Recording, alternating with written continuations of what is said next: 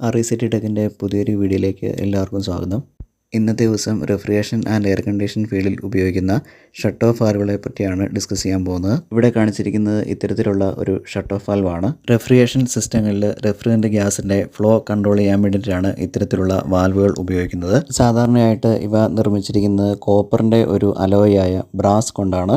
വാൽവിൻ്റെ മുകളിലുള്ള ഈ റെഡ് നോബിൽ തിരിച്ചാണ് നമ്മൾ വാൽവ് ക്ലോസ് ആക്കുകയും ഓപ്പൺ ആക്കുകയും ചെയ്യുന്നത്. ഇത്തരത്തിലുള്ള വാൽവുകളിൽ കണക്ട് ചെയ്യാൻ പറ്റുന്ന കോപ്പർ ട്യൂബിൻ്റെ ഡയമീറ്റർ അഥവാ വ്യാസത്തിൻ്റെ അടിസ്ഥാനത്തിലാണ് അവ സ്പെസിഫൈ ചെയ്യുന്നത്. ഇവിടെ കാണിച്ചിരിക്കുന്നത് 1/4 ഇഞ്ച് അഥവാ 1/4 ഇഞ്ച് കോപ്പർ ട്യൂബ് കണക്ട് ചെയ്യാൻ പറ്റുന്ന വാൽവാണ്. അപ്പോൾ അത് ഏകദേശം ഒരു 6 മില്ലിമീറ്ററാണ് അതിൻ്റെ ഡയമീറ്റർ വരുന്നത്. അപ്പോൾ ഇതിൻ്റെ സൈഡിലായിട്ട് 2 ഫ്ലെയർ നട്ടുകളുണ്ടാവും. അപ്പോൾ നമുക്ക് ഈ വാൽവ് കണക്ട് ചെയ്യുന്നതിന് മുന്നേ ഈ 2 ഫ്ലെയർ നട്ടുകളിൽ കൂടി കോപ്പർ ട്യൂബ് കയറ്റിയതിന് ശേഷം ഫ്ലെയറിങ് ചെയ്തതിന് ശേഷമാണ് ഇതിലേക്ക് കണക്ട് ചെയ്യേണ്ടത്.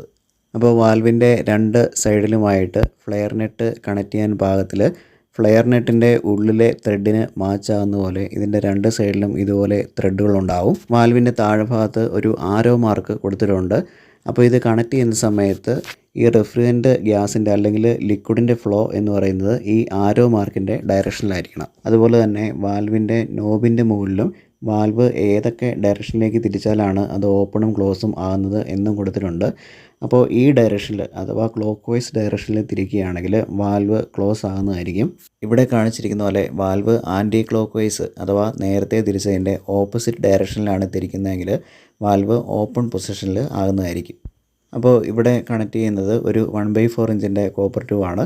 അതിൽ ഫ്ലെയർ നെട്ട് കണക്ട് ചെയ്തിട്ടുണ്ട്. അപ്പോൾ ഈ രീതിയിലാണ് നമ്മൾ ഈ വാൽവിലേക്ക് ഈ നട്ട് കണക്ട് ചെയ്യേണ്ടത്. ഇത് നമ്മളൊരു സിസ്റ്റത്തിൽ ആണ് കണക്ട് ചെയ്യുന്നതെങ്കിൽ ഫ്ലെയർ നെട്ട് ഒരു ഡബിൾ എൻ സ്പാൻഡറോ അതല്ലെങ്കിൽ അഡ്ജസ്റ്റബിൾ സ്പാൻഡറോ ഉപയോഗിച്ച് നന്നായി ടൈറ്റ് ചെയ്യണം.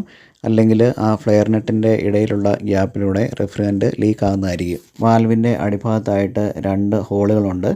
ഈ ഹോളുകളിൽ കൂടെ സ്ക്രൂ ചെയ്തിട്ടാണ് ഈ വാൽവ് നമ്മൾ ഉറപ്പിച്ച് വെക്കുന്നത്. ഇവയുടെ പ്രധാനപ്പെട്ട ഉപയോഗം എന്ന് പറയുന്നത് നമ്മളൊരു കംപ്രസറിലെ ചാർജിങ് ലൈനിലേക്ക് ഗ്യാസ് ചാർജ് ചെയ്യുന്ന സമയത്ത് ടെമ്പററി ആയിട്ട് ഇത് കണക്ട് ചെയ്യുന്നു. ഗ്യാസ് ചാർജ് ചെയ്തതിന് ശേഷം ആ ലൈൻ പിഞ്ച് ചെയ്ത് കട്ട് ചെയ്ത് ഈ വാൽവ് മാറ്റി ആ ഭാഗം ബ്രേസ് ചെയ്യുകയാണ് ചെയ്യുന്നത്. അപ്പോൾ ഇതുപോലെ പല വലിപ്പത്തിലുള്ള കോപ്പർ ട്യൂബുകളിൽ കണക്ട് ചെയ്യാൻ പറ്റുന്ന വാൽവുകൾ മാർക്കറ്റിൽ അവൈലബിൾ ആണ്. ഈ വീഡിയോയെ പറ്റി എന്തെങ്കിലും ഡൗട്ടുകൾ ഉണ്ടെങ്കിൽ ഇതിൻ്റെ കമൻറ്റ് ബോക്സിൽ മെൻഷൻ ചെയ്യുക.